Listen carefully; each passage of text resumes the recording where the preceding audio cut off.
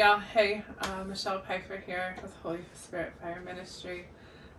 Coming to give some amazing testimony with my friends of just the power that God has in birthing. And our circle, he has done amazing things in showing us, I say our circle because we're actually friends, of just showing us what birth is supposed to be. So however you got here, we're glad you are here, and we hope that this testimony just shines a new light for you on what birth can be and what God wants it to be, and the miracle power that he still walks in today. So these are my friends. I'll let you guys introduce yourself.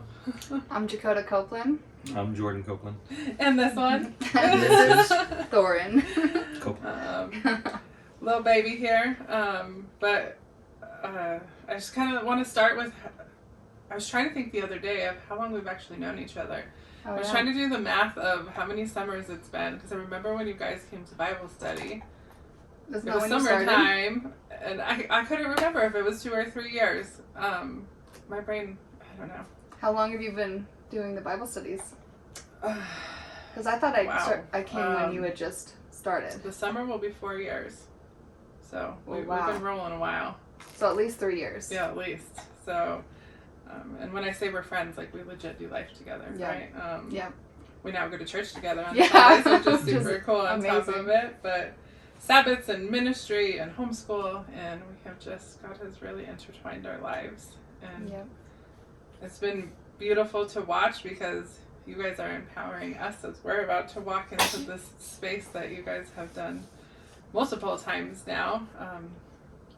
Full free birth as the Lord is the midwife, believing for supernatural, amazing things. So I just can't wait to see what God keeps doing with all of us, especially for the birthing aspect, right? Yeah. He has many plans for I can't wait. all the babies coming, because there's babies everywhere coming. Yeah, and hopefully women outside of our ministry too that we could touch as well. Absolutely. That is something that we are called to. And so as we go through this, like, if you guys want to reach out, in the comments in the description will be how to reach out to us and in our ministry if you want help and to chat and to pray on this topic of birthing in a whole different way. Because I mean, if you are like we were so ingrained in Western medicine and what birthing was supposed to be, this is really going to undo a paradigm shift for you, because it sure has for me. Yeah, it changed my life. So let's kind of start there. Like, how have all of your births been supernatural? No. So, well, you have 3 kids, right? For everyone watching, you have 3 children, beautiful children, and not all of them were the same. Yeah. But the Lord has really just done some beautiful blessings in you. But let's start with the how did you get from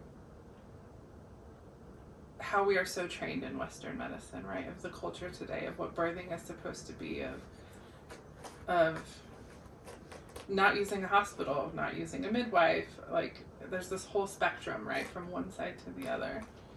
How did God really call you guys into shifting from what is so normal in our society in America? Well, I feel like this is an important point in my story is I wasn't in the system. I wasn't birthing in hospitals. My mother had home births, and I was the oldest child. So I was there for all her births. That's so awesome. So I was already out of that whole world, but I still didn't get this beautiful, miraculous birth. I had no fear over birth at all.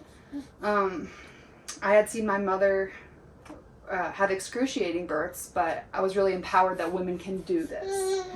So I went into my first pregnancy. So yeah, I went into my first pregnancy and birth just knowing I could do it. Just having full confidence in myself, and as Jordan puts it, how did you say it? The family lineage? How do you say it? Confidence in yourself and in women and in your family especially. And she was telling me a lot that her mom had short, like 45-minute births, and she was going to have a short, easy birth, and her faith was definitely in that place of herself and her family and the strength of women. Yeah. The first Praise one. God for Yep. short births. And in that, so I had absolute confidence. I wasn't afraid of birth, but I nobody.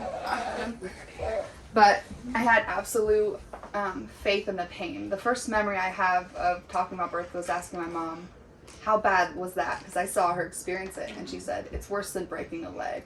So that's my first recollection of what birth was, is it was, women can do it, we're strong, we're powerful, and it's excruciating. So I went into birth with those beliefs. I can do this, and it's going to be excruciating. And it was.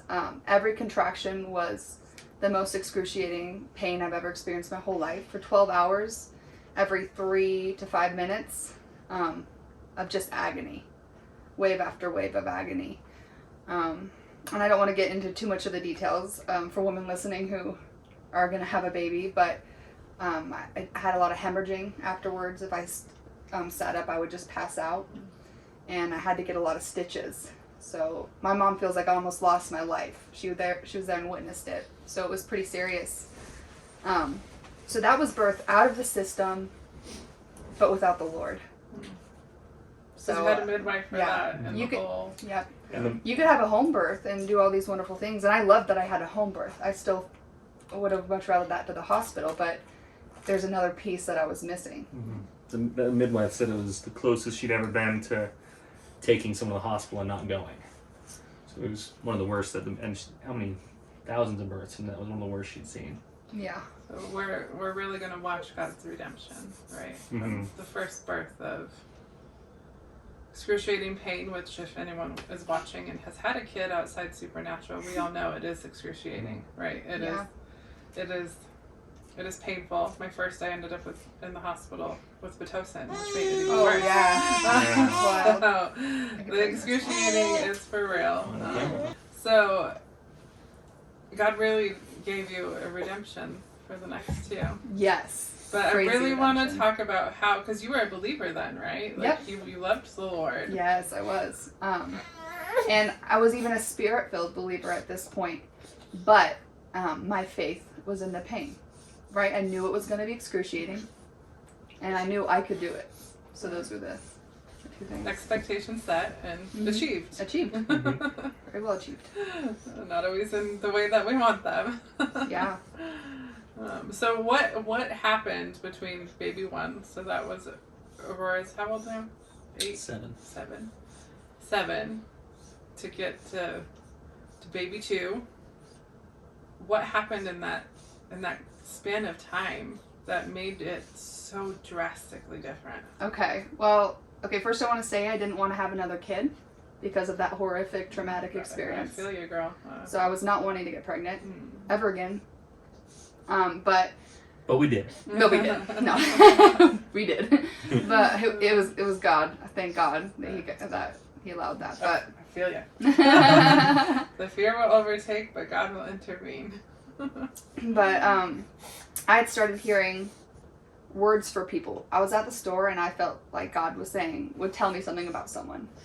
When I was going to Bible study, I feel like He was sharing things with me that I needed to pray over people. And I was praying over people, and people were having pretty crazy reactions to me praying over them and knowing some things about them. And random people at the store that she didn't know. Every time we'd go to King Soopers, she'd get all nervous, and then she'd go tell a produce guy a word from the Lord. Like, it was really cool to see. Much. But you do have a great gift for the word of knowledge. Like, I love watching you operate. thank you. My husband has one of your words literally in our bedroom framed in a picture. So you definitely speak for the Lord and hear Him well. Thank you. But at that time, I didn't know that. So I stopped praying and praying over people completely, because I'm like, I don't want to be this crazy person. Because that night, every night, I would go to my secret place with the Lord, and He would just speak to me about everything and bring me peace. I used to have so much anxiety when we were first married. I couldn't sleep. I was just tormented all night with this anxiety. And instead of going to that place of anxiety, I started going to sit with the Lord and talk with Him. And every time my mind would go back to anxiety, I'd sit back with Him. So I was hearing all these amazing things that were changing my life night after night. And I was hearing words for other people, but I just, part of me, I had this inclination of, am I crazy? Girl, I feel you. We've had all these conversations. So I told the Lord, and I wrote this down in my journal. I said, I'm not going to pray over a single other person until you confirm that I'm hearing your voice. And I mean, with beyond a shadow of a doubt, confirm that I hear your voice. And one day my sister called me up, and she's like, hey sis, I took a pregnancy test. I think this is 2 pink lines. I think I'm pregnant. And I got super excited, and that night I was laying in bed. I was like, you know what, I am a day late too. Like, maybe I could be pregnant. And then I was like, this is a chance to hear from the Lord or not. Like, beyond a shadow of a doubt. So I went to my secret place with him, and I asked, Lord, is my sister pregnant? And he said, no, but she will be soon. And I said, am I pregnant? And he said, yes, you're pregnant. It's a boy. You're going to have a supernatural childbirth and a supernatural recovery. And I got terrified. Because either everything would come true and I hear God's voice, or I was a loon. Or we're just crazy. It's a faith walk, right? Yeah. It pushes that comfort zone. So I ended up looking up supernatural childbirth immediately. And I found this book called Supernatural Childbirth by Jackie Mize, which is all about birthing with the Lord and like in the glory. And you heard Todd White. Yeah, and it would take away all the pain. And before this, I'd heard Todd White mention that women were having pain-free births, so that stuck in my head. Like it was just like a seed in my head. And fast forward, I took a pregnancy test. I was pregnant. My sister wasn't pregnant, but she became pregnant a few months later. So that was thing after thing. So then the next things I was waiting for was to have a supernatural birth and a supernatural recovery. But since everything... And to find out that it was a boy. And to find out that it was a boy. Yeah. And did we? Yeah, so we went and got an ultrasound, found out it was a boy. And I was waiting too, because I was going like, either she hears from the Lord or we're going to know pretty soon that she doesn't. Or she's so, like, domino after domino, Sounds like our house lately. Yep. So you went to the midwife and got... Because you were still, at this point, doing midwives, right? Yep. Mm-hmm. Okay. Yep, we got a midwife. We moved to Denver here, and we got a midwife. And I was telling her pieces like, I think I'm going to have I would say it in a roundabout way, a pretty pain-free birth. Mm-hmm. I think this is going to go very easily. I trust in the Lord. He's going to bring this. She was a Christian, but you could watch her roll her eyes going, okay, yeah, that's fine. But if you don't, not trusting in us, and I was there to go like, we are believing for a pain-free birth, and we believe that something Jesus took on the cross, that he conquered those curses that were put on us. Jordan wanted to tell everyone that I was going to have a pain-free birth, and I wanted to tell no one because I didn't want to be proved wrong. Yeah, mm-hmm. I feel ya. I've been in that walk for the last 9 months of God pushing. Like, are you going to believe what I say or not? Yeah. And it is definitely a walk of faith. But as you said, she was Christian, right? Like, there are still Christians all around us who think we are completely for Cocoa Puffs. And cool. They get to watch, right? So your midwife got to watch, like, no, like, this is what we're believing for. And not just hear, like, this is possible, but see it is possible. So I pray that it really gave her a whole paradigm shift. The story with her is really cool too. She's very dear to my heart. But Jordan, you should tell what we were believing for, like the theology of it. Well, the book, for anyone who is wanting to look into this, the book is very important. When you say the name, Supernatural Childbirth by Jackie Mize. But she doesn't advocate for home birth. No, well, she actually advocates for the hospital because she's brought lots of nurses and doctors to the Lord through this.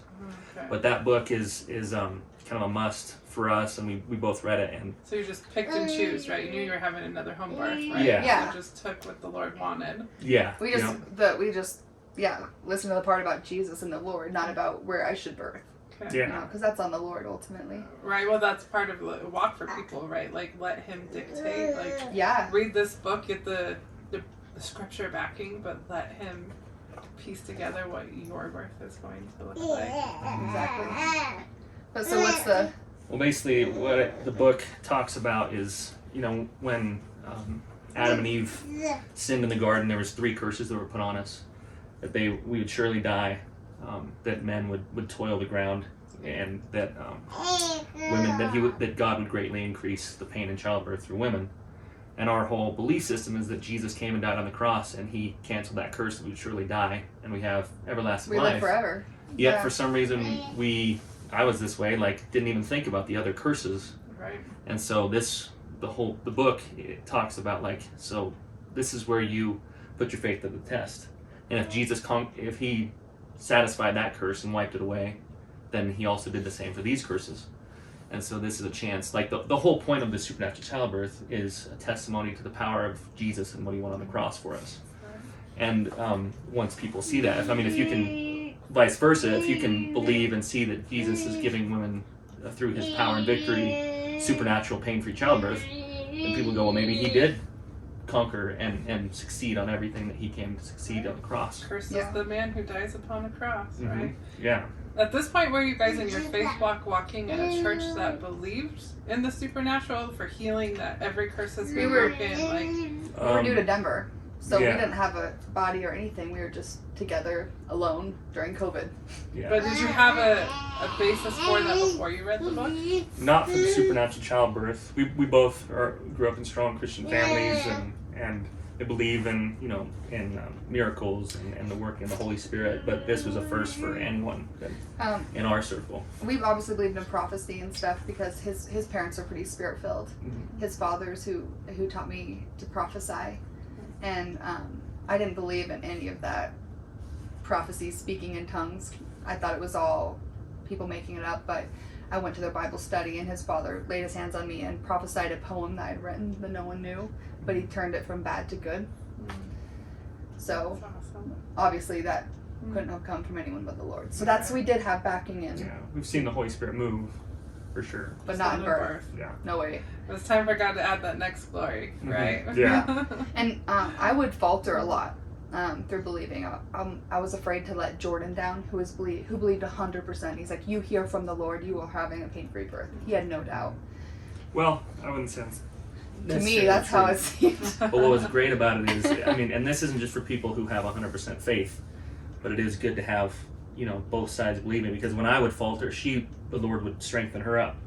And I'd start maybe doubting a little bit, and then she'd be on fire for it. I'm like, okay, I gotta believe this. And we kind of built each other up, Yeah. Beauty of marriage, right? Is that when we tell people, right? Like my kids were actually that for me in the beginning, because they had that childlike faith. That my kids are older, that they knew what we were believing for. They knew what God was telling us. This baby would come forth, and those days that I was falling apart on the inside that they didn't know, all of a sudden one of them would come up and rub my belly and be like, hi you two, just crazy things that just upped my faith, right? There's just such this beautiful thing about surrounding ourselves with people, and you guys are blessed to have that in your marriage, but not everybody has that.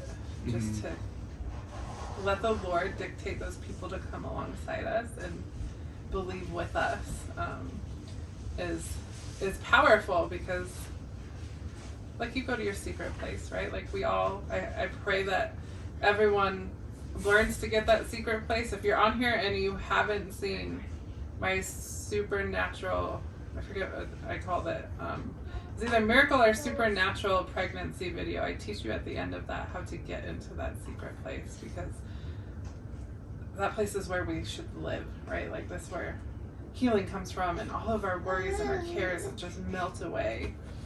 But we definitely need those people who help us in those times that we are really battling our own mind. But sometimes my faith would falter, and like I said, I was worried about letting people down, and Jordan would tell me, I can't believe this for you. You have to believe this in order for it to work. And then I would just believe it. And then I just started believing it. And every time I went to my secret place with the Lord, he was just confirming just so many beautiful things he was speaking over me and the baby. So I just started believing it, including believing it for my recovery, even my body. as far as stretch marks and everything afterwards. Amen. I was believing it for everything. And so. Well, how did you, Jordan, get, like, what were you hearing from the Lord that made you just so, like, no, like, I am standing, I believe, like, because that is a big, it's a big thing to believe for, right? Yeah. It is. I felt like you had way more faith than me. Well, I don't hear from the Lord the same way she does. When I do hear from the Lord, it's more of like a knowing or a And feeling. my husband's the same way. I just tell people he knows that he knows. Yeah. Right? Like, Yeah, and which is so different from how we function. But it's beautiful. We're not all the same. yeah, for sure. And it's just one of those things that I really just felt was true, and I knew it was true. And that book, like I said, helps so much, but also the book talks about that this is all, you're building a testimony to glorify Jesus through this thing. And the author was saying, you tell people. Some people are going to believe you, some won't. The nurses and doctors especially, who've seen so many births, probably aren't going to believe you.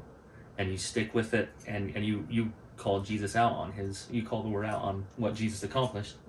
And then when it happens, that's when you lead people to the Lord through it, and you show that this is for everyone. And so I just believed, personally, I'm like, this is what I've grown up believing. This is what I believe about Jesus and salvation. And now it's time to actually see the evidence of it. And if he did it, then he did it, and I'm going to believe for that. And if it doesn't happen, we'll work through that later. Yeah. But faith is just such a big, in the Bible, it's, if you have the faith of a mustard seed, and faith is so important for seeing miracles happen. So I kind of chose to believe it as well. Right. If we don't believe for miracles, you'll never see them. Yeah. Because you'll discount everything. Even if someone presents a miracle. I've seen that in our own healing testimonies. We present the miracle to even Christians, and they will find every way to discount it. Yeah. Because they sit in such unbelief. Yeah. And I've had other miracles happen, and I think we're tasked to tell people. We're not tasked to make them believe. My theory is always like, say I'm fishing and I catch a huge fish, and then I go tell someone about it. They can believe it or they cannot believe it, but it happened. Yeah. And it's our job as Christians. We overcome by the word of the Lamb, blood of the Lamb, and the word of our testimony. So it's our job to tell people about testimonies, even when they're still forming. And it does take some time I realized after my miraculous healing in 2021, it took some time for me to sit and stew with what really just happened. To be able to testify, like, it takes some time of gathering our thoughts and sitting with the Lord of, like, what really did just happen? Like, we know a miracle happened, but how do I even articulate that as something that I've had to sit through with all of them of, like, how do I really share this in a way that makes sense to not just my feeling, but the truth of who Jesus is, right? Because we can't just walk on feeling and experience. We have to back it by faith in the Word. Yeah. And I love that lady wrote that book, and it's really just pressing people into, Jesus broke every curse, right? Yeah. Every sickness, sorrow, disease, right? Isaiah 53, he has taken upon himself. And it's just beautiful that you guys grew up in this way that believed that, but then God really opened your eyes to even more of it. Yeah. And I think this one's a little easier. I wanted to believe this for her, seeing how traumatic the first one was. Like, this is... It was traumatic for him, too. Yeah, it was. So I wanted this to be true as well, because it's, it's so amazing. But it's just something you want to believe. Yeah. I feel like that's contrary to most women, though. I think most women just have so much faith in the pain. Maybe a little bit of pride in what they went through. Even pride. I've seen that with a lot of the people she's told, is having pride in what they endured. That feminist spirit is a strong one. And that's something the Lord has had to break me out of for years, of this, I got this mentality, because it also plays into the fact I wasn't surrendering to my husband, so that's a whole different story, but of just, there is this fine line of self-empowerment of, I got this, but we really don't got this. Like, Jesus got this. Like, because without the Lord, like, it wouldn't be possible. Yeah, well, I had it with my first birth. Yeah. I had that, I got this mentality, and I got it. You got what you asked for. Got it. Well, especially the women that she's told who have already had 1 or 2 traumatic births. They don't, you don't really want to believe that you went through that when you didn't have to. Yeah. That's the most pushback we've got is for people who've already had children. Yeah. So the main thing I get is, well, it was your second. That's why it was so much easier. And I'll transition into like my birth and actually what happened. But I always laugh and I'm like, the feeling of a contraction doesn't change with your second. The feeling of pushing out a baby doesn't change with your second. I mean, it's hard to describe the difference to people. I feel like they feel like I'm exaggerating or something, but no, my second birth was just miraculous. So let's transition into the second birth, right? The Lord has really just empowering you guys to believe for the promises of what he has done on the cross. What happened, right? You already started with you believed. You're pregnant. It's a boy. Yep. So I started having Braxton Hicks contractions. I mean, I had them for ever since I was 4 months. I had Braxton Hicks contractions. So that wasn't a surprise or anything. So I was on the couch and they were consistent. There every 5 minutes I was having these Braxton Hicks. We went to bed and I felt like what I felt was my waters breaking. So I ran to the bathroom and it was just blood.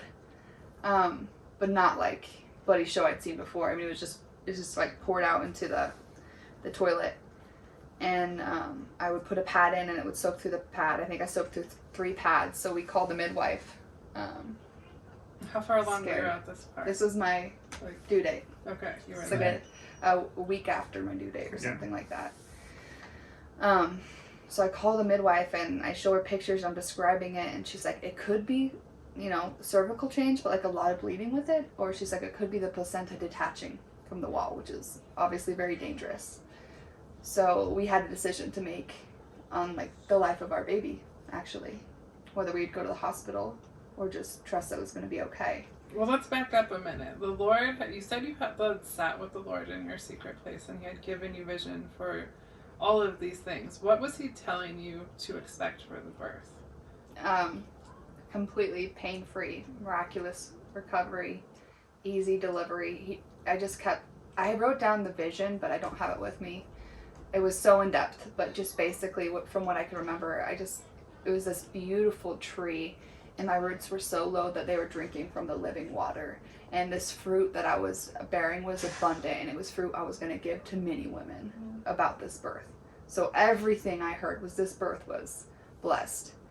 So after all the bleeding, Jordan actually starts cussing, which he doesn't cuss. Like, he's not a cusser. You gonna edit that or no? I think it's important to the story to just be honest about. Well, I was worried. The reason I was because she didn't. When she went into labor with her first baby, you knew. And when this one is like, I don't think she's going into labor. I think something's wrong because she's too calm. Even though we've been believing for this, we didn't really know I was in labor. It was just Braxton Hicks.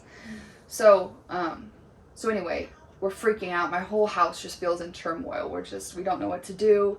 Well, I see from the perspective of the enemies coming to steal the word, right? Like, we went through this with me, and a month and a half ago, early labor tried to hit. Like, we stopped that in its tracks, believing for the vision, right? That's why I want everyone to hear the vision of what the Lord was promising you, because for me, that's such an important part of this, that I had to, anytime fear hit, like, I always just went back to the vision, right? Like, the enemy comes to steal the word, like, no, God's word is true. Like you were saying earlier, Jordan, either it's true or it's not. Like, his word is true, and he has proven himself time and again to the fact that it is true. Yeah. So the fear was hitting for both of you, right? Oh my gosh, like, all right, Lord, you said this is supposed to be this, but now there's all this blood, and like, what's happening? Like, so where did it take you from there? So basically,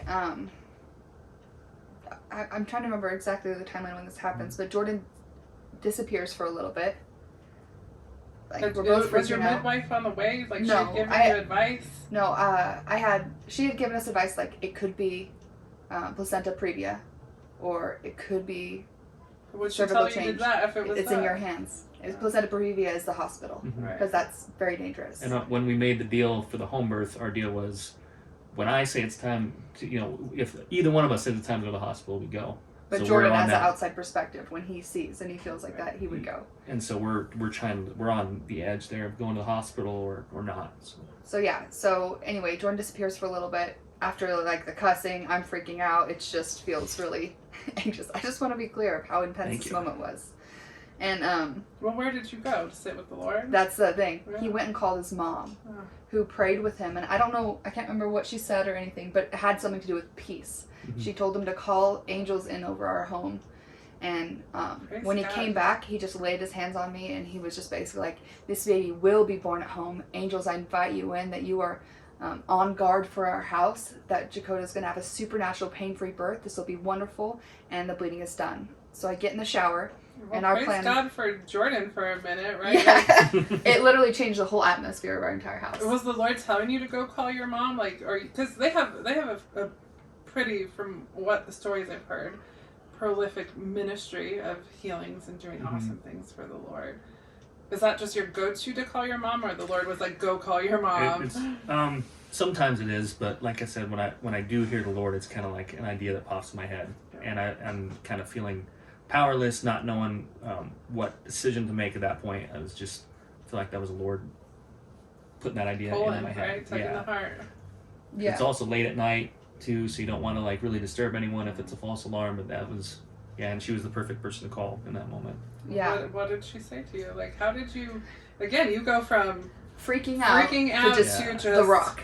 Boom! No, in Jesus' name, like this bleeding is done. Like, that's a quick shift, right? Mm-hmm. Yeah, he was like so firm and steady after that. He was just in peace. He was like someone I can lean on, like my rock. Is what I mean. Thank God for it just shows spirit-filled people to pour in when fear hits. And she's big on changing the atmosphere. And when the enemy does come in to steal, kill, and destroy, and especially this, Satan doesn't want people to give Jesus his due and to find out what Jesus actually won for us on the cross that we don't walk in.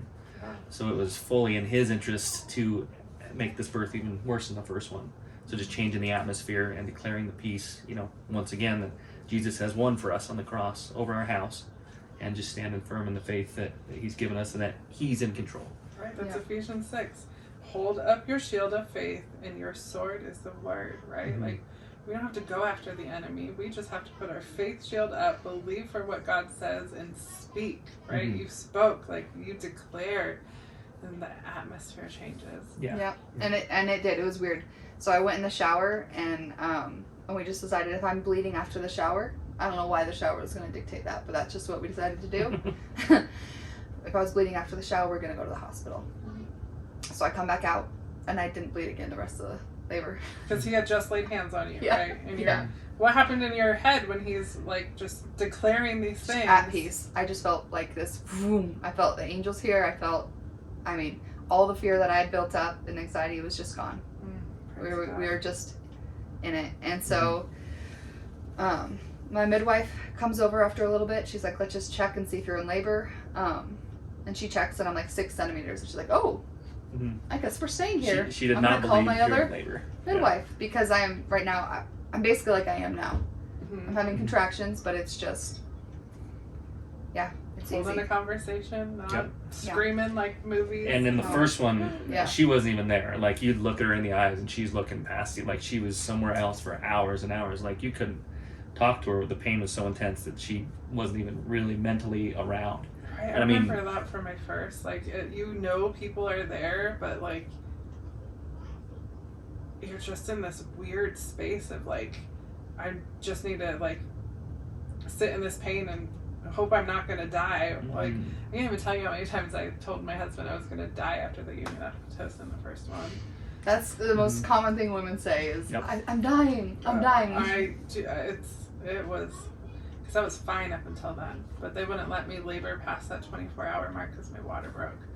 So they started the Pitocin, messing with it, getting their fingers in. And then it all went downhill from then. So I'm just so, God is just so beautiful, right? That he meets us in the circumstance. Like, just because we have some fear doesn't mean his word is going to change, right? His promise was any different, but you really had to seek some outside help, right? That's why our beautiful circles of intercessors are just something everybody needs, and why for you guys we're telling you guys, if you don't have that yet, let us be it, because we will come along and speak the word of truth. But so midwife's there, you're 6 centimeters now, and she's making sure that they've got food and water, and she's like, hey, would you change the song, and just having like a normal conversation as she's progressing. Yeah. So with the first birth, I needed Jordan for every single contraction. Like, I needed him to be there with me. Like, it was terrifying. And for this one,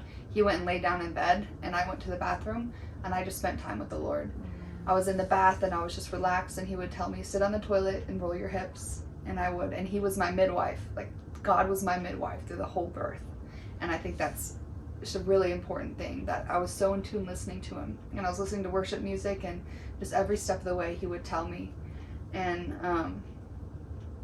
eventually I could feel, because I think self-checking is a really wise thing to do. So I could feel like the water sac. So I knew I was getting a lot closer. And when I would start to feel pain, so I'd have a contraction and it would start to peak and I would start to feel pain. If I said, I rebuke this pain in Jesus' name, and then declare what Jesus did, it would just, the pain would entirely leave. Any pain that I was about to feel would just dissipate. So in that birth, I was doing a lot of rebuking the pain, and a lot of speaking in tongues, because speaking in tongues, I feel like just loosens your body as well, because we are physical. It's not just spiritual. We're physical. And if I would feel the contraction rising, I would just remember, even relax your jaw or uncurl your toes. Like, every part of me was just embracing it, if that makes any sense, while Jesus was leading me through everything he wanted me to do. So eventually I asked the midwife if she could break my waters, because I'm tired, because I labor at night and I just want to go to sleep. And thankfully the midwife didn't listen to me, but she sat down and she's like, okay, let me watch some of your contractions, because she was out of the room the whole labor. Was this the same on your midwife? request? Yeah. Right, so you told her to just me and Jordan. Basically just me and the Lord, but me and Jordan and the Lord. So she watched me do a couple contractions, and she said, I don't think your contractions aren't powerful enough. Like, we're not close enough to break your water. And then I had her check me, and I was 8 centimeters. So I was close enough, but I'm thankful that she didn't break my waters, which was what I... I think you're the second testimony I have of somebody from the outside watching this supernatural childbirth and being like, you possibly can't be close to pushing because you're not in enough pain. Yeah, exactly. And I felt like when she was watching me, this is so silly that I went here in my head, but I did. It's like, maybe I should just because when she started watching me, it was like I wasn't feeling the contractions at all. Like, they completely went away. I felt them happening, but it wasn't even intense. And I was like, maybe I should just give a little. Oh, that hurt. Oh, I felt like I wanted to do that, which is ridiculous. And what did the Lord tell you when you said that in your own head? No, I didn't. He just let me be weird. Because I was also, the midwives were there, and I was laboring for, I think, another 30 minutes. I went and got oil to put on myself, and she's like, I don't really think we're ready for the oil yet. And I was like, I'm going to put the oil on. And I remember... Well, I think we need to hit that point of, you obeyed God versus the midwife, right? Yeah, the midwife kept saying, do this, don't do this, but the Lord was dictating, and you were just like, no, I'm going to do this anyway. Like, I respect you, you're a midwife, but my Lord is my midwife, right? Yeah. Like, he's going to tell me to do this, I'm going to do it. Yeah.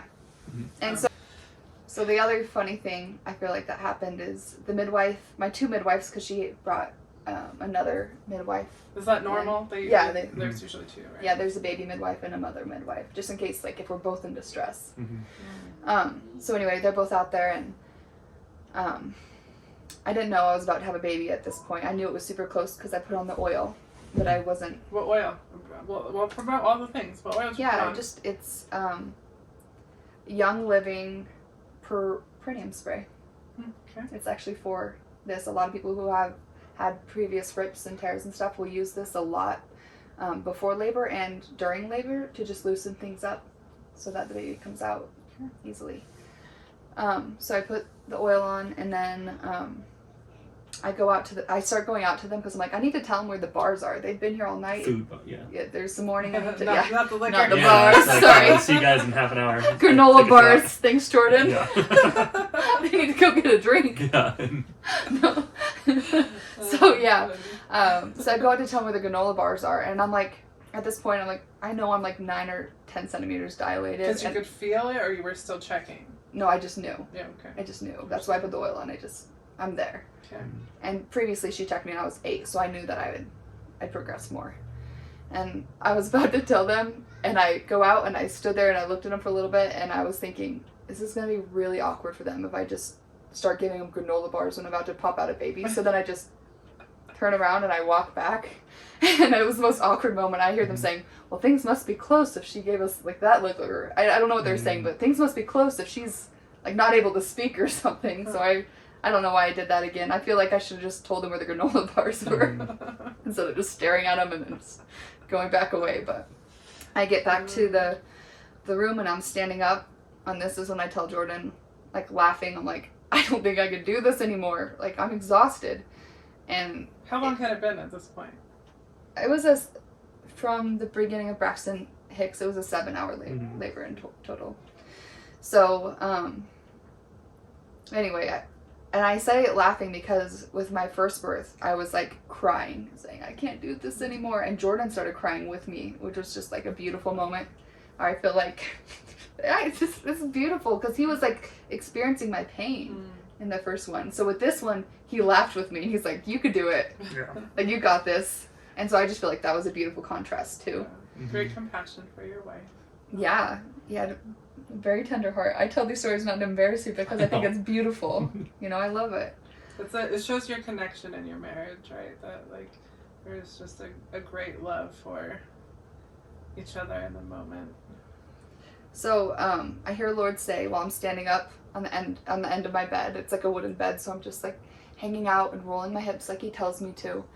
And also my contractions get super far apart, like 10 minutes apart. And so I'm like, oh my gosh, this is going to be forever. So you were feeling them, they just weren't hurting. Yeah, they were intense. They're like, previously at this point, they're like working out, like when your muscles are burning and it's like you're giving it the most. So they were like I wasn't just like loving them, they were intense. But at this point, they spaced themselves out to like 10 minutes apart. And then they, all the intensity just goes away and my contractions just like feel like nothing. And I'm just frustrated by this. What were you doing while you were sitting there, right? You now had this time. Now I'm standing up with... still talking to the Lord. Still talking. Singing. I'm with the Lord. Jordan's just standing beside me. He put some towels underneath me. But the midwives, like, they don't think it's time yet, which I think is funny. But Jordan's just like, we just need to put towels here. He just knew. This is where we're going to put towels. Again, he knows that he knows. The Lord told him, go put some towels on the floor. He knows that he knows and went and obeyed. And I hear the Lord say, just give some gentle practice pushes. Like, okay. So I was just like, gently just did this a couple times. And all of a sudden I go, ugh! I was like, what? Like, my contractions don't even feel like anything. Like, why is it now that I'm about to push when I'm not, it's hard to describe. I'm not even in intensity. And so I start making those sounds like, ugh!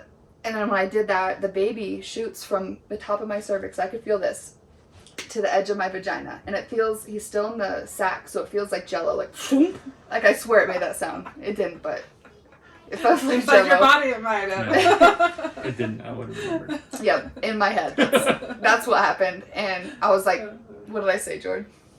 Like, oh, I think it's ready. Like, I'm ready. Yeah, like I think the baby's coming. And so Jordan's like, story. Yeah, go for it. So like okay, so like you're ready because I'd seen like the intensity slow down. She goes like, I'm ready. I was like, okay. So I went out down our casually hallway. Walking. The baby's like hanging at the edge of my... And I said, she's ready. And they said, okay, well maybe. And they started talking. I said, no, she's ready right now. And they kind of did this. Okay, and they're getting up. I mean, they barely got there in time. Yeah. So my midwife comes down and I kind of drop to my knees, and my body just does like a fetal ejection reflex. So I'm not like trying to push, but my body just like pushing the baby out. And you can see the midwife go, oh. She doesn't have time to put her gloves on. These are midwives. Like, they're not supposed to get all the fluids or anything. And she just catches the baby. And she asks me if I want to catch it. But at this point, I'm like, I don't feel anything at all. I feel like if I touch the baby, I'm going to realize there's something a giant thing coming out of my vagina. So I'm like, no, you catch the baby. Oh, you're like, oh no, I'm just gonna stay in this space where Yeah, that's I am exactly- right now. And That's exactly it. So that's funny because the Lord's been telling Nick and I for this birth, like the same thing. Like we know we're just gonna move, and the Lord will put me in the position, and if I am where I can catch it, great. If not, He knows He's just gonna catch it. that's perfect. Because we're trying not to do like all the. Like, you can plan, but don't plan, right? Like, Yeah. the Lord is like, Yeah. because all the moms who have this rigorous plan, especially not led by the Lord, get let down, like, every time. Yeah. Like, It goes out the window pretty quick. yeah. Yeah. Yeah.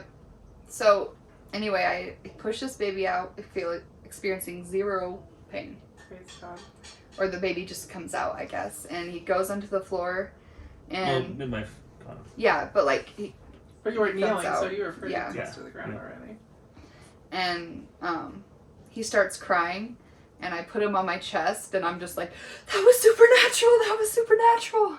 And I start singing the song, The Goodness of God. Amen. And it didn't sound right because I just pushed the baby out, so I'm like, I love you, You were a Lord. little flat. I was like, Oh, it's okay.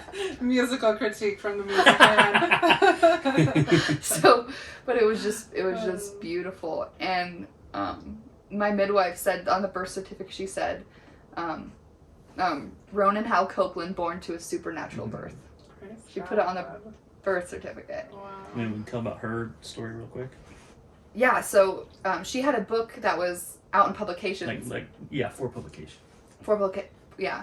And after that birth, she decided to take it out so she could put my story in. Wow, she paused the whole thing. Yes, which Yeah. was so honoring. I couldn't believe it. And This would be a time to plug her book, Wisdom from the Womb. yep. Yeah, it's a great book. Mhm. So your It's not a whole spiritual testimony book, is in there? Yeah, Yeah, and she was humoring us, but through the whole thing, and she was a Christian, but she didn't. She was always the voice of reason, like, yeah, maybe, and maybe if not, and even like to the very point of a diving catch for the baby is when she finally realized, like, okay, it actually happened. What they were believing for happened, and at the and very it totally changed her demeanor. Like, okay, this one was real. it was Praise cool. It was God. so honoring. It just Mhm. felt so special. And she's like, I've heard of births like that with, I believe she said in like, I'm just blanking right now. What's the belief system where they still ride in like horse and buggy? Amish. Amish. An Okay, Amish yeah. community. She's like, Mhm. I've heard of this in Amish communities, but she'd never seen it. Mm-hmm. And in the section of her book where she wrote it, I thought this was so honoring. At the very end, she says, "O ye of little faith." Like the faith Wow. brought it Mm-hmm. into fruition. What conviction she had in all of that. It was beautiful. And I don't know if I made her seem like cynical and stuff. She was a great midwife, and she was definitely, even the stuff she didn't believe, she was humoring us for, and we used her for the next one too. Like she was a great midwife. But It's a beautiful thing when the Lord just prepares a space for you and you just get to now tell this amazing testimony. The midwives got to watch. She pulled her book, like, so people who read that who aren't even Christian are going to hear and have seeds deposited. Like you said before, like seeds were planted. That God will use your story to plant those seeds for Him to come along and water in His time. Because we all have our walk, like our story for this. Like the Lord has undone the shift just in my secret place with Him, right? Like I'm now hearing all these stories from all of you and all of these things that the Lord has already said to me, like the people who have been through it, or midwives are confirming, oh yeah, your body can do this, this, and this. But there's just this power of God when He speaks, that we each need to find our own walk to get there, right? To believe for something different. It's so countercultural. yeah, Mm-hmm. And I feel like as Christians, as the remnant, that is really what we're supposed to be, right? Yeah. But that wasn't the end, right? That was baby number 2. yeah. And now we have baby number 3. Yeah, and my third baby was supernatural as well. Mm-hmm. So. And that was Same, a recent run, yeah. right? Yeah, 7 months ago, and 7 months ago. same midwife, except you caught this one. I caught this baby, yeah. We went Little House on the Prairie full on with that one. Which I would suggest for any woman giving birth to catch their own baby. Mm-hmm.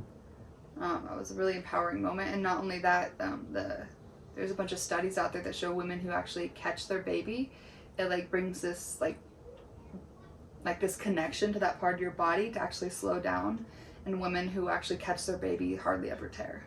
It's actually like a really powerful thing. It's just being able to feel your own baby coming out and just like connecting that to that part of your body. So I would suggest that for anyone who can. You pushed me, you and the Lord pushed me, what was that, probably a couple of weeks ago. Like, I honestly hadn't even thought about catching my own baby, right? Because our first 2 were not at home. They were very traumatic in the hospitals. But the whole time I just had this vision of Nick catching, which is my husband. But then we were having these conversations, and you're like, no, you can totally catch. And I was like, huh. Like, I sat with the Lord with that, like, should we be doing that? And then Nick and I had a long conversation of, okay, well, whatever position the Lord puts you in. Yeah, you kind of know, depending on the position. Right, because if I'm standing, because some of the visions I have of birthing, I'm completely, like, standing, leaning over, like, I'm not sure I could do that myself, right? So he would... no offense, that would be probably a longer fall than this one. We're joking about that, because y'all can't tell, I'm 6 foot, I'm sitting down. We're gonna go buy, like, a super cheap pillow to just always keep under. Just walks around with a pillow. Just in case. It's funny, because it's true, it's a long fall. It's funny. But just letting the Lord really dictate all of these things, like, not just shunning it because it's not. He actually had me watching all of these, like, mammals giving birth, because they just know. He's like, look at them. They just innately know how to birth. Nobody is there. They catch their baby, they clean him off, and they feed him. Like, it's just this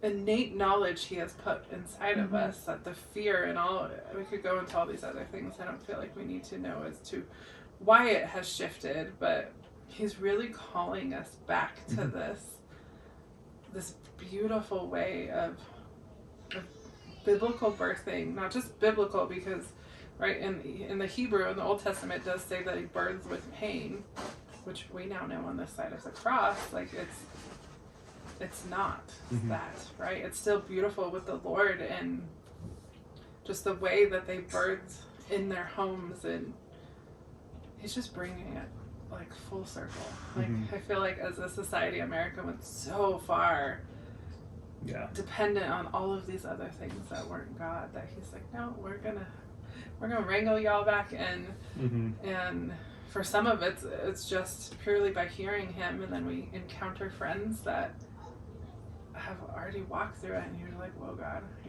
he's doing something big, and it's amazing to watch, because he's just so awesome. But let's talk about baby 3.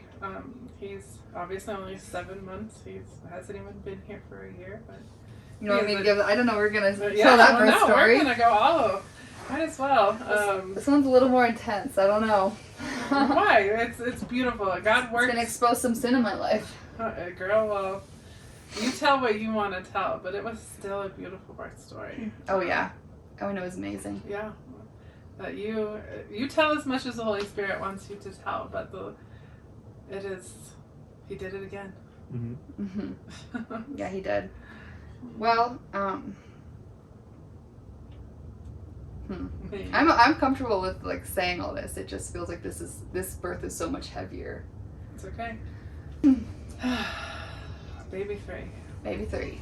So, I wanted to get pregnant again because that was just such a wonderful experience. But my son was so difficult, we waited a while because he was quite He was loud. He was loud. He's super sweet. The sweetest kid ever, but very loud.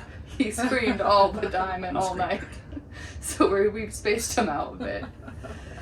So when he was 4, 3.5, whatever, I had a baby when he was 4, the next baby. So anyway, we went to the Virgin Islands, and I had been close with the Lord, and I feel like walking the way I should with the Lord.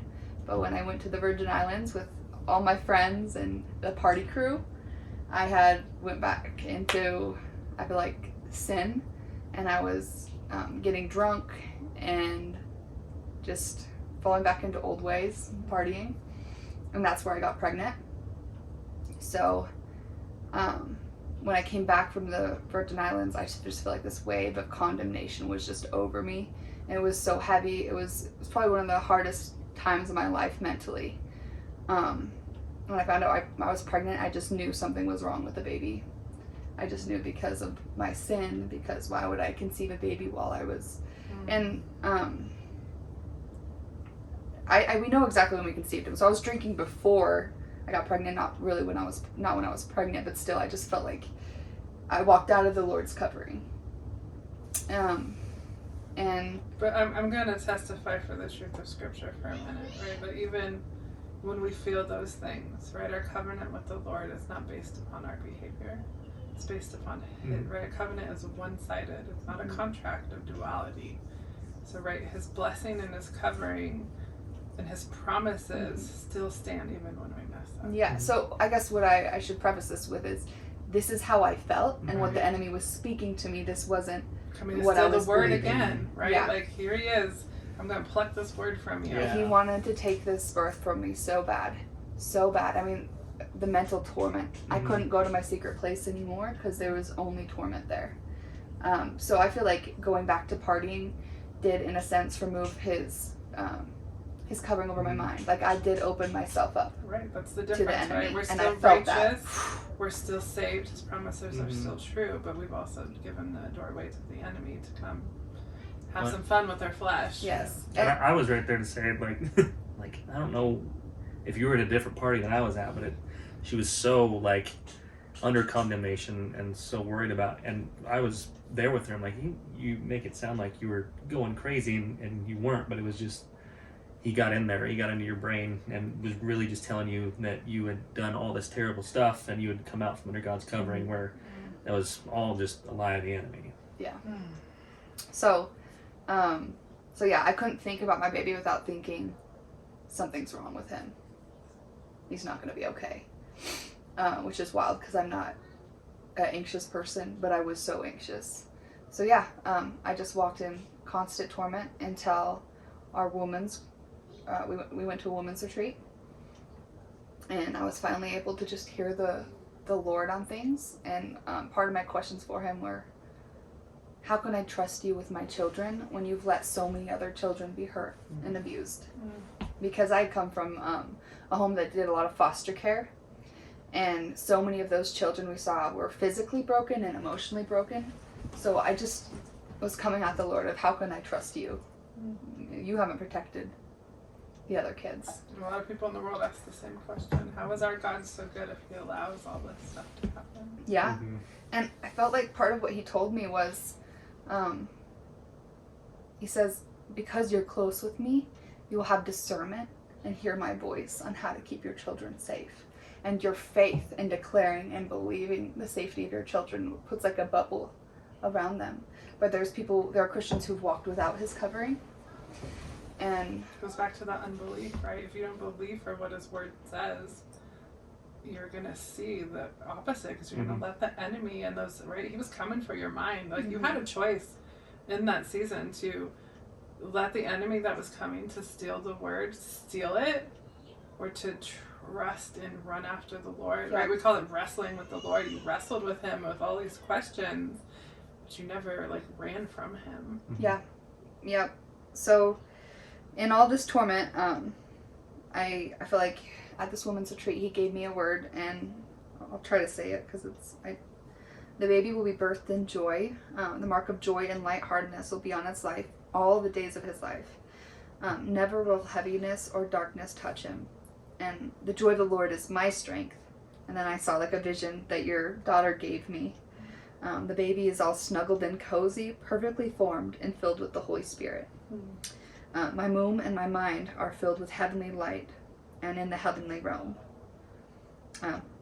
And then I just heard, step into Jesus' blood. What did he die for? Like, he died for this. Like, I shouldn't, like, what am I going to believe? My baby is supernaturally and abundantly healthy. He is fully formed and made in the image of God. Me and my baby will reflect the Lord and walk in his presence all the days of our life, never taking a step back. I am free, I am changed, and I will never go back to old sinful ways. They have no power over me. Because that was part of my problem. I was afraid, what? Once I have this baby, am I going to go back and party again every once in a while? And Jordan laughs when I say that because he says I'm not like a person who parties much. But to me, I feel like even a little is too much. Right. When we cross that line of conviction, you feel it hardcore. And there's peace in that with the Lord. The enemy comes with his condemnation. And then to go further than that, every time I worry about my body, I will stop and thank and bless the Lord. The enemy is speaking empty lies about my body. The Lord laughs at his futile attempts because they will become nothing. I am the Lord's, my body is the Lord's, and he made me strong and beautiful, full of vitality and health. Not by my might or by my power, but by the Spirit and the Lord. And so that just transformed everything. And then the Lord graciously gave me another word. He told me... Well, let's talk about how you're getting these. Because not everybody walks like we walk, right? Like, we get these words and we just kind of talk about them. But for those who haven't experienced that kind of relationship with the Lord, like, we were at a women's retreat at Charis, right? Which is the kingdom spirit flowing, right? Yeah, like, you walk in that place. But, like, how did you hear from him? Like, what were you actually doing when that word was deposited? I was just sitting during worship.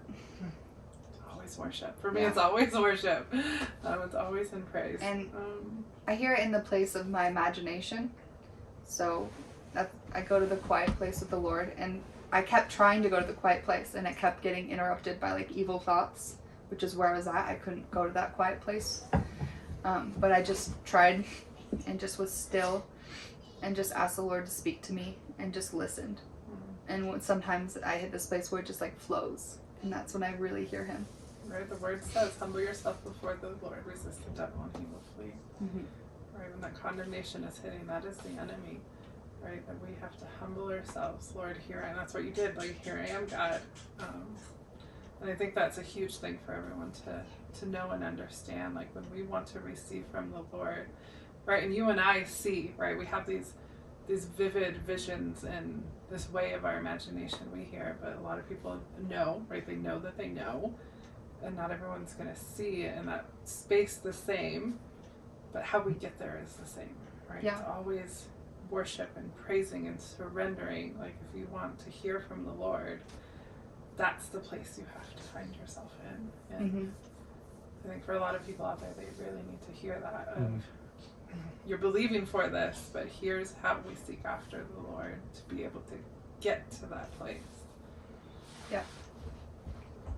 How were you taught that? Like, you said his dad taught you, like, how to prophetically walk. But how were you, like, how did you go from just, like, a Christian just kind of walking, or were you always one who had the secret place with the Lord? No, I was tormented with anxiety, really bad, in the beginning of our marriage.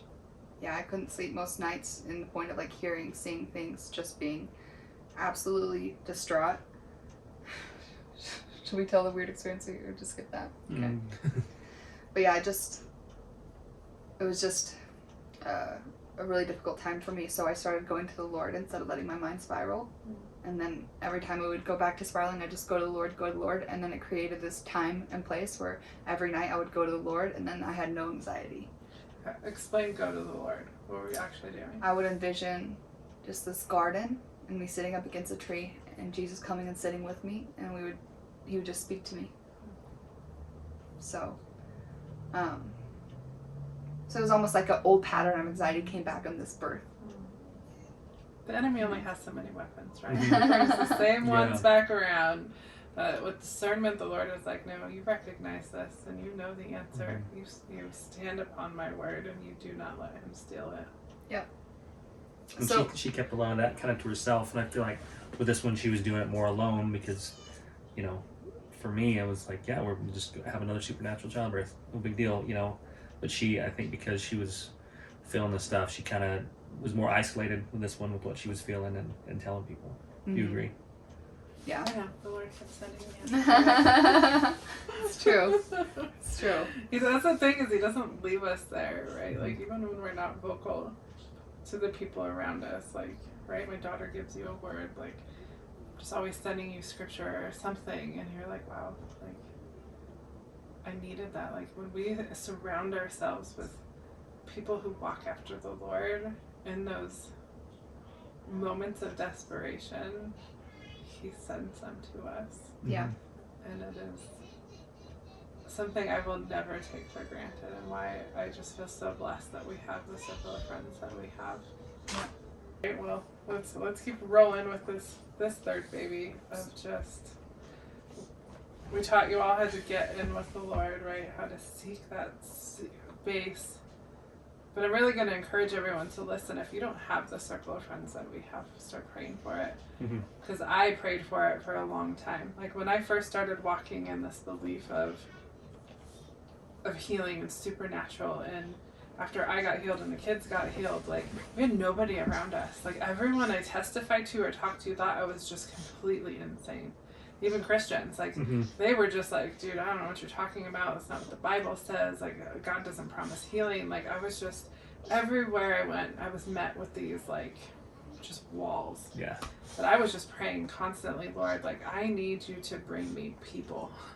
I need people, right? So even though I'm the one who runs a lot of the ministry stuff, I tell everybody, like, I needed y'all just as much as you needed me. Like, because I prayed for this group that we have for a while. So if you don't have what we are talking about, what we have with each other, and just start asking God and watch what he does. He'll bring you some people. Yep. Gets you in a church that believes the way that we believe is a huge part too. So Yeah. Just keep going. But yeah, so he also gave me a word about Jordan's sister, who I knew was pregnant, and he gave me like a day, like the 3rd, for her, because I really wanted to make it there for her birth. And She's in Texas. she's in Texas, because I was supposed to be her doula. Now, it's kind of conflicted, but because I didn't make it there for birth, I missed it by an hour and a half. But I made it on the day that he told me, so I felt like for my pregnancy that was enough. Like, I needed that. I needed to know that I could still hear him, that I knew what day she was going to have the baby. Well, his word wasn't you were going to be there to watch the baby. You were going to be there the day the baby was born. Yeah, well, I wanted to be there during the birth so bad, but so I don't know why I missed it, but I do know that he still confirmed what day. So I think it was special that I flew out and came on the day that she had her baby. I don't think that happens very often. Where my parents were there, 10, 12 days early. 2 weeks early. 2 weeks. Yeah. Waiting upon the baby. Yep. But anyway, so that was special, and that did like build my faith a little bit more. And so I just started going forward into it, declaring, believing, until finally something's wrong with the baby, or this isn't going to be the supernatural birth because you're not in peace, because you're afraid, because this is different than last time, like you sinned, all those lies, until I started becoming quieter and quieter. And then finally I was just in a place to trust the Lord. So that was just that daily, it was call hard. it spiritual discipline, right? Of every night I'm going to the Lord. Every time these hit, I'm going to the Lord. Like, Yes. just consistent behavior, seeking after him. Yes. And he started revealing to me more things about birth. That birth in the garden was supposed to be pleasurable, is what he told me. That birth was actually supposed to feel good. Like, that was his design for it. So not even to be pain-free, but to be something that you enjoy. And because the truth is, the same hormones that get a baby in, get a baby out. That's what Pitocin is, right? Yeah. Not of human, but of bull. Like, that's literally, it's... So he was telling me all this stuff, and I will say, I don't think I had the birth in the fullness that he had planned, because I was still in, I wasn't in a 100% surrendered place like I could have been. But it was still an amazing birth. Like, I would have, like, if this was my first birth or my birth after my first daughter, like, I would have just been blown away. So it was an empowering birth. So through this birth, it was different. I wasn't alone with Jesus. When I started contractions, first of all, my mom and my mother-in-law were there, so it was a fuller house. And in the beginning, it was a similar situation where Jordan was feeling overwhelmed and stressed. He didn't know I was in labor at this point. I knew, but it just felt like we were a teeny place, and there was just too many people in there. Mm-hmm. And that does play a huge role in birthing, like hospital or home. Because I remember for my first, like, I'm sitting here trying to labor, trying not to die in this Pitocin, right? Like, and my room had, and they were not even being quiet, right? Like, they were just loud and talking amongst themselves, and it really just disrupts this space that I really advocate for women, and I have even before this supernatural thing of, this is your birthing space. You get to tell who gets to be, right? We've had this conversation. In birth, after birth, like, this is about nobody else. Yeah. And that's, if there are husbands watching stuff, that's kind of a role that you can take, where you enforce what, what your wife wants. And it is a place you want to be comfortable. With ours, the second one was the best because it was just her and the Lord, or just her and me and the Lord, and we kind of controlled who was around. There wasn't outside stress and things we had to deal with coming in. So. And I wanted my mom and mother-in-law there. I wanted them to experience this. I wanted to show them what God had given me. So that wasn't like against my will or something. But it does show that it affected our mindset. It affected Jordan more than anyone. I felt like too much for him. I feel like, I don't know why, but I feel like maybe it's too much in one. Like, for me, like, a lot of people want to be here for our birth, that the Lord was like, nope. Because our house, you guys are in it right now, is 800 square feet. Like, there would be nowhere for me to birth and get away from people if I allowed whoever wanted to be here. That he has been very strict with, this person will have this role and this person will have this role, and it's just going to be me and him. Like, because in order to have the supernatural birth that we're believing for, to watch God redeem everything from ours, I have to be, because I'm kind of like, I'm assuming like Jordan, like, if everyone was in here, I would be like, my husband and I both would be just like flustered, worrying about like, where can we go? Like, or like my mind of, here, you want a drink, you want fed, like, because that's how I normally am, like, instead of just being with the Lord. So, like, let the Lord dictate who's there. Who is there. Yeah, absolutely. And I love what Jordan said, husbands, advocate for your wives. Yep. So anyway, and Jordan did, with my first birth, he advocated for me, and it was a really hard thing. He asked his mother to leave at the first birth. And that was a really heavy thing, and there was a lot of negative pushback from the rest of his family. Like, after we had the baby, they came in, pretty much attacked him. And it was a hard emotional time. And so I think having them back in this time was something, maybe he felt like he had to protect the family, that it wasn't like the right, that we didn't need people there or something, but it was really affecting him. So we ended up getting into an argument. I know I'm in labor, but I don't think he realizes I am, because I've been having Braxton Hicks for so long, but I know that something's different. And I start getting afraid. I'm like, oh no, if I can't rely on him, like, I'm not going to have this pain-free birth. Like, how can I get through this without him? Like, if I don't have oxytocin, then I'm not going to be able to have a pain-free birth, right? I'm getting in my head, and then I hear the Lord say, like, all you need is me. And I go into the bathroom, and I just start spending time with the Lord. And he had given me a dream where Jordan's sister came to me, and she said, when you feel a contraction, say, yes, Lord, thank you for this. Like, this feels good. And so I didn't rebuke any contractions. I didn't rebuke any pain this time. I just said, like, yes, Lord, thank you for this. This feels good. And I've just spent that time with him, and I checked myself, and I could tell how far dilated I was. And then when I felt the water bags, I told Jordan to call the midwife. And my contractions were more intense than they were with Ronan. I think coming from this whole pregnancy struggle of me getting my mind right, I think I ultimately did, but I just wasn't 100% free from fear like I was last time. So Jordan calls the midwife, and he comes in, and like last time, his whole atmosphere is vastly changed, and he's with me through every contraction, just praying in tongues, declaring, even singing my favorite song that he hates. Because he's a worship leader, by the way. Yeah, we love when Jordan sings to us, but that he hates. Yeah. Such a good husband. When he started singing, I literally started laughing. I was like, you do love me. Thank you. And there was one song I wanted during this whole labor, and I was dancing through it. So this labor was not a still, like, ooh, it was like a getting down. I was literally dancing. I love it. And it's a song that says, when your praises go up, blessings go down. And it's like, good God. Yeah. Like, it's a funny song. Yeah. By Chance the Rapper, actually. Yeah. So Jordan, what happened when Well, wait, you what song had was peace? that? What you started singing, or what you were singing that song? Yeah. He hates I only it listened to it 500 times. And during my birth. Yeah. So tell me, I love it so much. what brought you peace?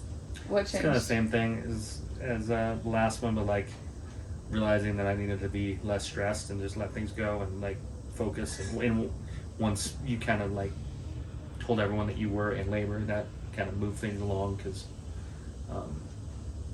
like I said, we didn't really know that you were going into labor, but like just getting by myself, just praying in tongues, and just asking the Lord to once again change the atmosphere of the house, and just declaring the peace that has already been won for us over the house, but also doing it, once before, like, okay, let's get going on this is going to be another testimony, so we got to do it right. We got to give Jesus his due in this, and if I'm stressed over little stuff, that's going to get in the way of what Jesus can accomplish here. So I'm not going to be I'm not going to be a distraction. I'm going to like get my head right again and let the Lord move. When your mom was there this time, did you go to her? She was. Or you just went? She was doing it kind of on her own, praying and working on changing the atmosphere. And but like I said, we weren't all aware that she was in labor this time like we were last time. But once we were, that was when the atmosphere changed, I feel like. So, such good advice for the husbands. All right, just a blessing to the husbands of the space of getting them into because there is one thing the Lord has showed us for this birth of that Nick and I really had to have an open conversation of what is his role, right? Because I know my role is right to sit with the Lord and be in this presence, but like my husband is the head of this house, and he is a man of God, and like how I kept seeking the Lord, and we kept having these conversations of like, how do we include him? Like, what does that look like for him? Because you guys are a vital, important role in our life, right? Like you were saying in the first birth, he was like that rock that we needed. Like I tell my husband that all of the time. The Lord is my rock, and he is my salvation, and he is my safe space. But on this earth, my husband is that, right? He's that one who is that comforter that makes me physically, that can make me feel just so safe in an instant just by touching me, right? Like, so I kept telling and I kept probing that to him, like, this, you have a role, and we really need to figure out. And my kids are older, right? My girls are older, so we did have a family conversation of what are all of our roles? Like, what is this going to look like? Because we're all going to be in the house. So, yeah, I can't wait for my husband to watch this, to hear this from you, because the Lord just keeps bringing him just these awesome men and people that have done free birth, and just to speak these things into getting him exactly where he needs to be by my side. And that's just how cool God is, right? That he can do all these pieces together, even though him and I aren't reading the same things and watching the same things, because right, we're doing a free birth, so he is he's the midwife side, so he's reading all of the midwife books and reading the stuff that you're sending. I don't want to read any of that because I know that will put me in fear. Like if I go read all of this emergency whatever, like the Lord has definitely set my husband in this place. So husbands out there, find, and wives, like seek the Lord to find that space of what the husband's role is, and just like, because I remember when I went into preterm labor, I remember that was about the end of December. That was the first time my husband really, like, I watched him walk out boldly. He laid hands on me. He started declaring, like, this is not what God said. Like, God has said you are healthy, and you're, like, he just, like, turned into the, like, amazing prophetic words out of his mouth. And I was just like, wow, that was cool. That was awesome. So I appreciate you coming and sharing, because when Jakota called, I was like, yeah, like, this is your guys' story, bring it. But now as we're sitting here talking, I'm like, all these men need to hear, like, this I felt like whole, he had to come. this I was whole sleeping. thing. I called out like Jordan, and he said, I've got like, great what? news. I'm like, He's like, what? He's like full panic. And she goes, you gotta come like do this interview. I'm like, oh, sweet. I was sleeping. Yeah. Thanks. But it is, you'd be amazed, and that's kind of the Western medicine. Is like we were watching a movie the other day, and you know the husband's in the waiting room while his wife's giving birth, and that's kind of become our culture. But like, yeah, you should know if you're a husband, like you do have a role. This isn't something that God created, you know, the mother to do on her own. But you'd be amazed at how many men I've talked like, oh yeah, I'll just be kind of around. I don't really want to see anything or do anything, and it's like you just like anything else in marriage, you do it together. So you do have a role, even though you are a secondary role. There's things that you can be doing. Your more important role than anyone there, and I would even include the doctor in that, because there's so many statistics out there on women with a doula, and how it drastically lowers the cesarean rate, drastically lowers postpartum depression, drastically lowers like thing after thing, fetal distress. So I would say that you know your wife way more intimately than a doula does. That men, actually, you are made for this role. Like, you're the only person that knows your wife so intimately, where she likes to be touched, whether she needs words, whether she needs you to back off and tell everyone, get away from her, she needs to do this on her own. Men know. So they need to step up in those roles, and it will actually help their baby get there safer. It'll help decrease the woman's pain if she's feeling like more oxytocin and feeling more loved. So it's the most important role besides literally birthing the baby out. Our scripture says that we have become one, right? We are now one, which includes all things.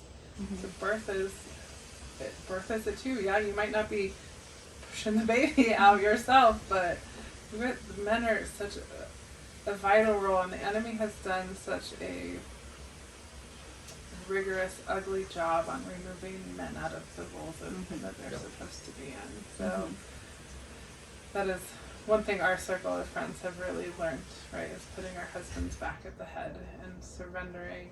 We may not always do it perfect, but the Lord has really been working on all of our hearts of what that truly does look like. So I am glad you came. But all right, let's get back to baby. All right, babies. You felt the sack, right? You felt like, so did that feel the same with the two of them? Like, yeah. So I figured I was the same. You had the Jello. Progression, yeah. The Jello. The Jello number 2. But no, this isn't when. So when I said in the last one that the baby shot from my cervix all the way to the edge of my vagina, so I had like a bulge of the water bags coming actually out of my vagina. But when I check myself, as I think all women should, I think it's really easy. We're going to end in that conversation, okay? Because she was going to come teach me today, but I think we're going to record that and put that at the end of this video. Yeah. Okay. So I felt like literally just up where your cervix would be, a sack of water. So that's how I know he was descending, that I must be dilated enough that the waters are coming out, the bag of water. So yeah, so I knew I must have been 7, 8, something like that. And when the midwife checked me, she said that's what I was.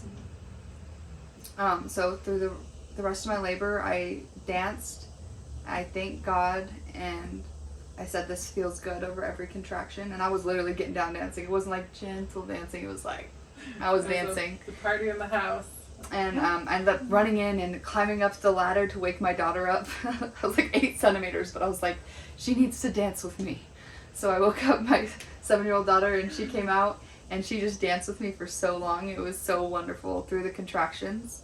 And then all suddenly I started making sounds that were more like, ugh, and I asked her to leave. I'm like, okay, you could stay here if you want, but I'm going to be making more scary sounds, so if you're not comfortable with that, you could leave.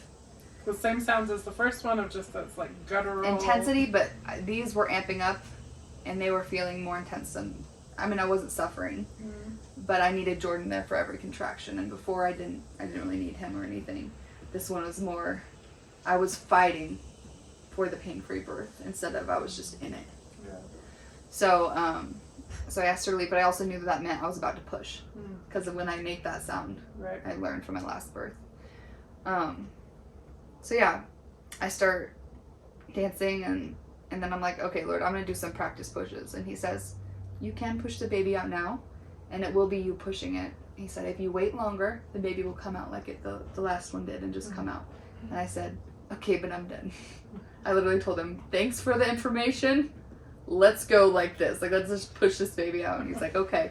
I literally had that conversation with God. And then, Jordan, I want you to tell it in detail, like the way you retold it to me that one time of what actually went down of like me having my baby. I thought you were so. Do you remember? The way you like told the story so funnily. You had me dying laughing because of like how it was, like what I was jumping around dancing and then like wiggling to get the baby out. You remember? You said I looked like a serpentine. Oh. And then I was like talking through it, like each stage. Yeah, just contrasting that with the first one was vastly different, but I actually don't know. You don't remember? But you told the best story after my birth. It was so funny. But I feel like that's all about listening to God, right? Like, you could have tried to do this birth exactly like you did the second. But like he said, to keep your baby safe, to have this covering, like, you listen to me and I will tell you what to do. If you would have tried to force an identical labor, if I just stayed in quiet and I stayed... Right, you said it was like still worship versus like ramped up worship, where that's where God was taking you, right? You had to allow him and allow yourself that space to let it be different while still being spirit-led.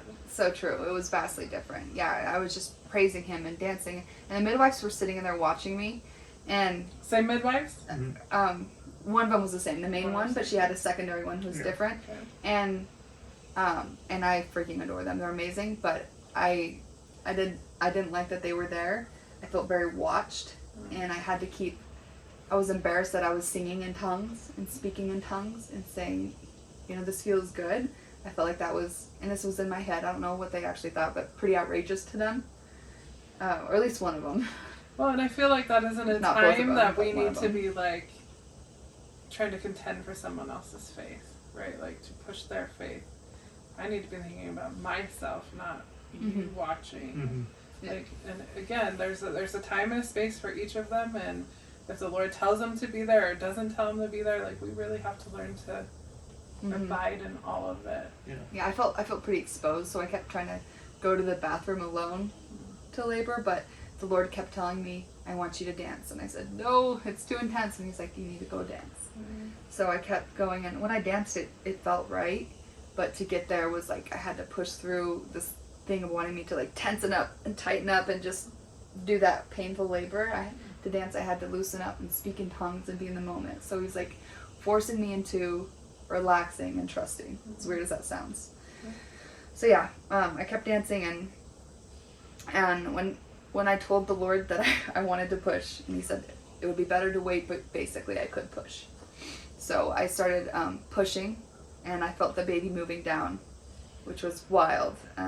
It was so slow because it wasn't just this fast, immediate thing like the last one. I could just slowly feel his head just descending. And I swear, like, I heard the sound, like, when you strum an electric guitar and it's like, boom. That's what it felt like in the room. It was so intense. It was like, boom. But yeah, as it slowly moved down, it was an incredible feeling because I could feel every step of the way of the baby. Like, I could feel every part. And that part was painful, not to the point of suffering, but into the point of, in order for me not to tighten up and tense my body, I was doing like, Jordan told me it was like a serpentine move, like, Yeah. I was your like, hips, right? my hips, my whole body, I was literally just like doing this thing that looked pretty wild, but it was like allowing me not to tense and tighten, but to stay open. So the baby started coming down, and the midwives came and they asked if they could check the heart rate, and I was like, no, the baby's fine. Get that away from me. And then they went to like look underneath my robe, and I like slapped their hand away. I'm like, I don't want anyone staring at that. Like, please, like, please, leave me be. I didn't want anyone to. That was your sacred time with the Lord. Yeah, it was weird. I wanted to do it on my own. I didn't want anyone to touch me, to do anything. And so I started like speaking it out loud. Like, I feel the baby coming down, and I was making sounds, and I was like, okay, he's almost there. And then I pushed his head out, and I said like, oh, his head's out, okay. And then I said I was gonna catch him, because I was talking through this, even though it felt like I wasn't. I thought everything was in my head, but Jordan told me later. Yeah, it was out loud. Everything I was saying was out loud. Like, I was. It was like the DVD commentary of the birth. But I didn't know I was doing that. You're just there with the Lord, right? Sometimes we don't realize like what we look like to the outside because we are just in this space. Because it doesn't matter what they think and what we're doing, right? We're just here abiding. Yeah, it was so funny when I was retelling the birth to Jordan afterwards, because we like to go over the births again. I was like, yeah, and I was thinking this. He's like, no, you were saying She thought she was everything. telling me for the first time. Like, no, I remember you. I was there. You were telling everyone. That's awesome. So then I pushed the baby out, and the cord is wrapped around his neck, not loosely, but like completely like strangling him. And I was just like, okay. And I felt this utter peace. I was like, okay, the cord's wrapped around his neck. And then I flip it, and I just like unravel the cord and just bring my baby to my chest, and I just knew he was okay. There was just like this knowing. I wasn't scared that the cord was there. And then he just started crying, and yeah, it was perfect. I feel like that goes back to that word the Lord gave you, though, of just listen to me and your children will be safe. Like, you could have panicked, you could have done all of these things and let that fear hit because the cord was wrapped, but you just, Lord, I trust what you said. I will just believe everything is what you said it to be. I wonder if that's why they kept trying to hear his heart tones, why they're nervous. I never asked them this, but I wonder if, because all of a sudden they kept trying to hear it. Like, I wonder if they heard something wrong, like his heart rate had dropped because he was losing oxygen. But I just knew he needed to come out. Like, no, we're not going to wait and listen. Like, I'm gonna get my baby out. And yeah, there's no tearing or anything. It's just, I felt his head come out, and that was the most incredible feeling. Like, put with my hand there, just like feeling his head. I just felt so in control and so calm. I just felt like this birth, I just felt in control of, empowered by. Like, no one else was gonna do this. That it was just me and the Lord, I guess. It was amazing. And his heart, and he was his APGAR, is that what it's called? Score. You were the one counting his pulse and doing all that sort of stuff. I was? Yeah. She had you do it because maybe something that was a different birth. I don't know where you were. We should have gone over it before but his scores weren't how they wanted it to be, and I think that was because his cord was wrapped around his neck afterwards. Yeah, and I could just tell he was stressed and he wasn't calming down, and like they just needed to leave him alone. Yeah, so Jordan had everyone just get out of the room and us just sleep with the baby, and he just went. Everything was fine. His first nap was on my chest. His first time sleeping. I was jealous. I was the cutest pictures. I don't know if we can give them to you. You could put them in the video. Yeah, I can tell the screen. It's the cutest pictures of the baby with him, but I was just like, I was so jealous. I was just watching them. I couldn't fall asleep. They were both sleeping. I was just like, I have a baby. Once again, being the husband, eventually like, okay, everyone just out. Like, he's not sleeping. His heart rate. Then like, just give him to me. Everyone out, and just let him sleep. And then everything regulated. It settled him right down. I think that was a move of the Lord, because if you allowed the midwives to stay, right, they would have spoke fear of like, he didn't meet this and his scores are this. His, like, this is wrong. Like, they go into that mode even as midwives of so much of it is just so fear-based Yeah. that when we trust and rely on the words the Lord has given us, it is very counter to even what the crunchy life of a midwife does. That it's no, I'm just going to trust and we're going to be and believe the Lord, right? Your whole declaration you had written out, like, no, this is what we believe. Like, he is fine. Yeah. Yeah. And honestly, the bonding with him has just been so wonderful. It's just like the postpartum phase was just so much peace and just getting all the snuggles and all the bonding. The bonding without the trauma is very different. I've experienced it with my last two. That postpartum phase are some of the best days of my life. Just getting to lay with the baby, eat healing foods, and just bond and be with your husband. And it's just... and Rona came in when he was born. My kids came in. And my son, my 4-year-old son, he started bawling. Because it was a boy. He wanted a little brother to play football with. And he just starts crying. It was just so the sweet. love he has. I talk about this all the time. The love he has for him. Like, he just goes in front of the car seat and oogles him and loves him. And it's just like one of my favorite things to watch, because you don't always get that with older siblings. No, Yeah. you A lot of don't. times they get so jealous and hateful, and Yeah. he's just like, oh, I love you so much, right? Like, He just this does. beautiful bond that they will have. And he got to be there at his birth, and maybe there's something to that, is watching the baby grow and knowing that this is going to be his buddy for life, his friend. And the way I speak to my kids around pregnancy, they got so excited for the birth, so excited for the baby. Kind of like what you're doing with your daughters now, honestly. So it's like they're a part of it as well, Yeah. you know. Or I helped dance the baby out with me. I mean, Yeah, the girls are clear. They don't want to see the baby actually come out. Yeah. And Same here. I'm totally fine. Like, fine, you guys watch and be part if you want to see, like, stand from afar, because I'm going to be with the Lord. Like, don't interrupt. But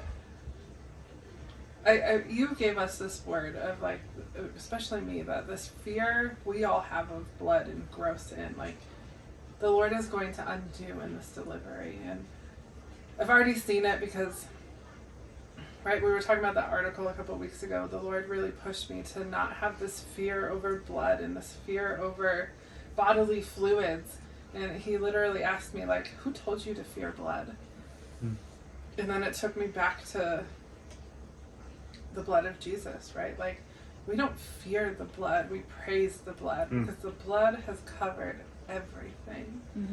So this is like this redemptiveness, and hearing these stories, because I feel like it is just preparing us for everything he's saying that this baby's birth is going to be. But I feel like for them too, just being a part of this is going to really shift something in them that we can't fully foreknow and foresee all the things God is calling down the road for all of us, but there's some beautiful things coming in relationship with all of our children and this process. So I am very grateful you guys took the time to come and have this conversation, because it is going to benefit so many people out there.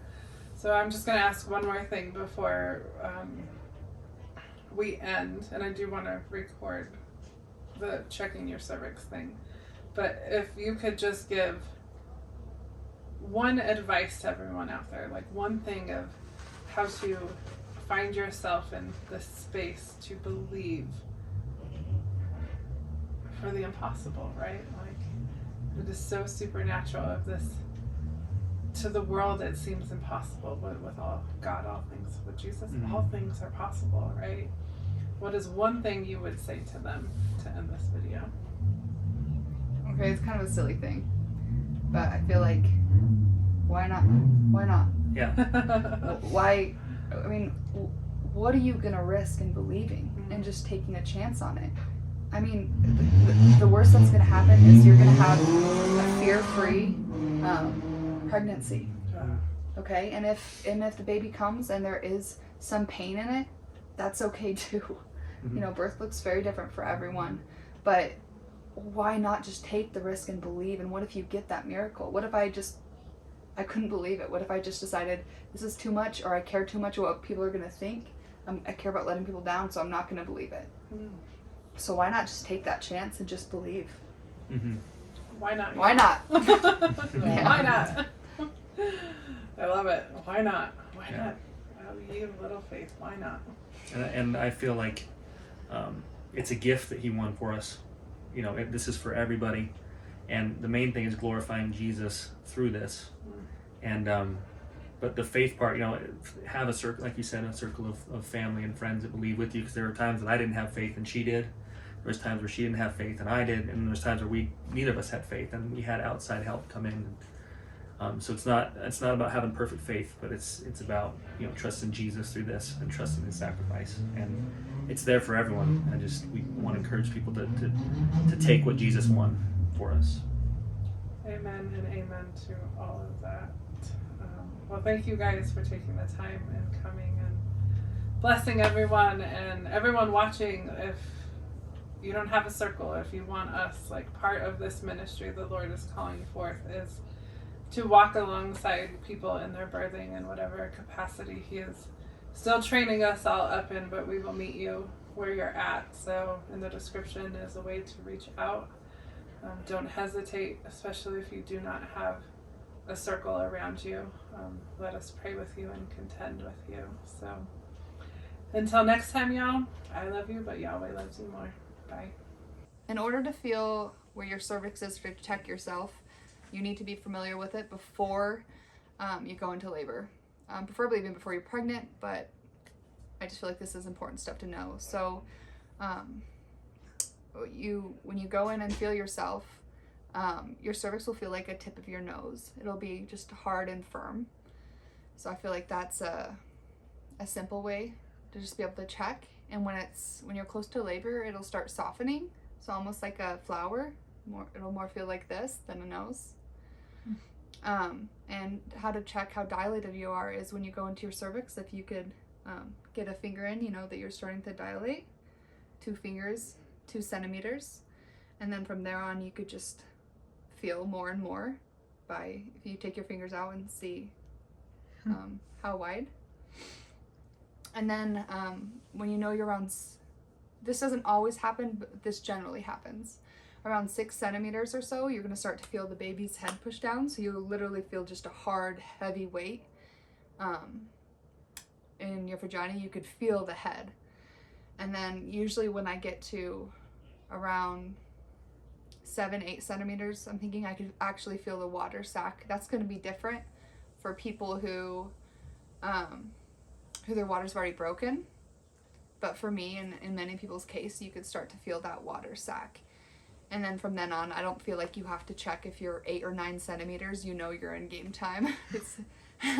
It's time to go. So that's how. Oh yeah, and how if you can't just reach your cervix by checking, which is very common because everyone's body's different. A lot of people have never even felt their cervix. So if you can't feel it, then you need to get in certain positions, like squat down with your knees up. And if you're pregnant, you could just allow your belly to flow out in front of you. And squat with almost your butt to the floor, and that puts your body in a position so you. Hey y'all, Michelle Pfeiffer here. Thanks for watching our video and joining in on our conversation. We would appreciate it if you just clicked subscribe, and if you hit the little bell, you'll make sure to get all of our upcoming content with more videos and teachings and testimonies. But also, please, if you love what we are doing here and want to support our ministry and helping us to continue to spread the gospel, both on the streets of Denver and all through the globe as we continue to put out this content online and on social media, you could give here. Just follow the link and you could support our ministry, and just know it all goes straight to the kingdom and to the work that the Holy Spirit pours out. None of it is to me or my family or any of us getting paid. We do not take any of the ministry money, so it just goes straight to what God is calling it to be for. So we thank you for joining us. Share this video with somebody who needs inspired by the word of God and the goodness and faithfulness of who He is. And we thank you all for being in here. We'll tune in next time, and we'll see you later. Bye.